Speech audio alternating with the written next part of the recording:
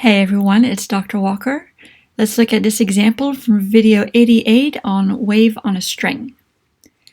In this example, we're looking for the tension in a guitar string. We're given the length of the guitar string and the mass of the string.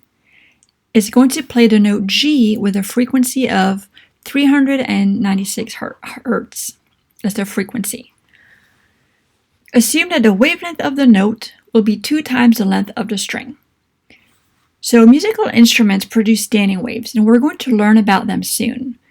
Standing waves occur in a way that the wavelength of the wave is always going to have a specific relationship to the length of the string.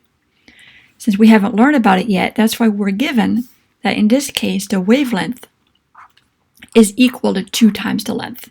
But we'll see where that comes from very soon.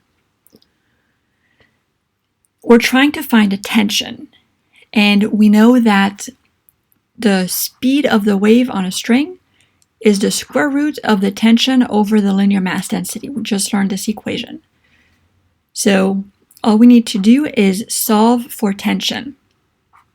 We square both sides. We're going to get tension equals v squared times mu. So all we need to do is define our variables and then plug them in. We have the wavelength of the string is 2 times L. Let's go ahead and write down our givens here on the side. So L is 0.6 meters.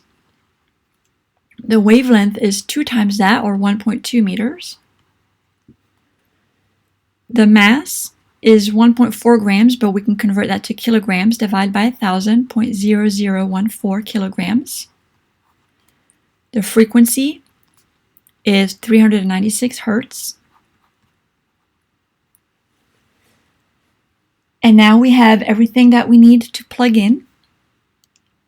We know that the speed of a wave is given by lambda times frequency. So the wavelength times the frequency, that's our v.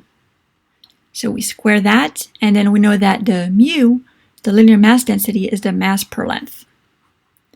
So now we can plug in all of these values in here. The tension equals 1.2 times 396, all of that squared, times the mass, 0.0014, divided by the length, 0.6. Plug all of this in, and we will get 527 newtons.